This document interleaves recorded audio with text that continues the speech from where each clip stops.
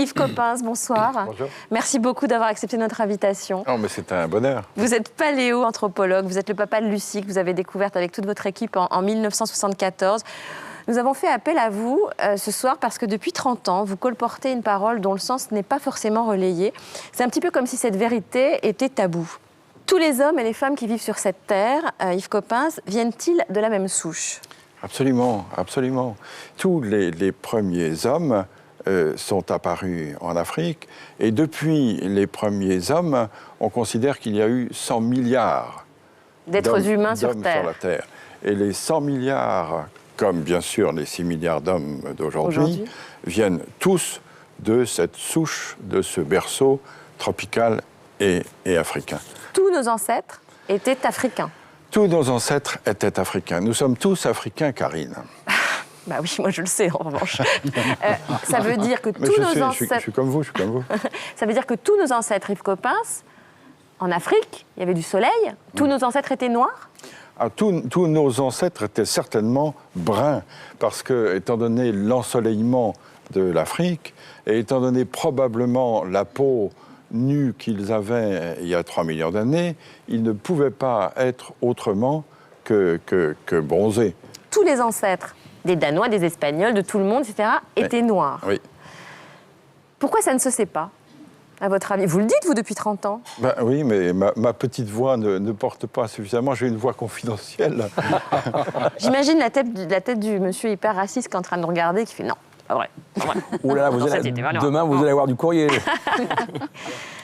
Yves Coppens, en fait, les humains, enfin les préhumains sont partis dans différentes directions depuis l'Afrique. Et puis, pour s'adapter au climat, pour s'adapter à leur environnement, ils ont déterminé des traits qui étaient le plus adaptés, c'est ça ? C'est ça, c'est-à-dire que les humains, à partir de 3 millions d'années, à partir du moment où ils ont eu la culture, à partir du moment où ils ont eu la conscience, tout ça, ça a 3 millions d'années.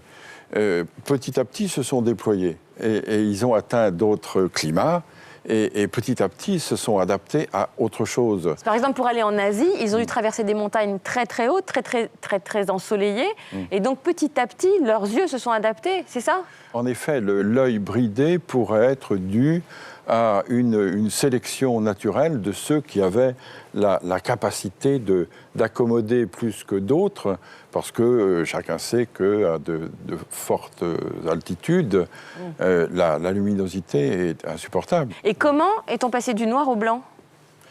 Là aussi, c'est un gradient de couleur, un gradient de coloration, c'est-à-dire qu'avec moins d'ensoleillement, on avait nécessité d'avoir une peau avec un écran moins fort pour que la synthèse de la vitamine D, qui est la synthèse de croissance, puisse se faire. Donc par sélection, ceux qui n'avaient pas la vitamine D, donc les plus noirs, sont restés soit en Afrique, soit se sont éteints. Et ce sont les de plus en plus blancs qui ont pu survivre. C'est une sélection qui s'est faite du noir au plus clair. Si on a un écran de mélanine là où il n'y a pas beaucoup de soleil, la vitamine D ne se synthétise pas et on ne grandit pas. Et du coup, ça gêne évidemment la croissance et le développement de population. Donc le blanc pour vous, c'est pas une couleur ? Le blanc, c'est une décoloration. Les blancs sont décolorés pour vous ? Oui, je suis un décoloré. Ah oui. Et l'œil bleu, c'est épouvantable ce que je vais dire. C'est un œil qui n'a pas de couleur, c'est le fond qui se reflète. Ah, c'est intéressant. Bah non. Bah si. Merci beaucoup Yves Coppens. Je voulais ajouter quelque chose qu'on ne sait peut-être pas assez. Vous savez qu'aujourd'hui, les 6 milliards et demi d'hommes qui sont sur la Terre sont 6 milliards et demi d'Homo sapiens sapiens. Or, dans la classification, notre classification scientifique, le genre Homo, c'est le genre humain. Le premier sapiens, c'est l'espèce sapiens, et le deuxième sapiens, c'est la race.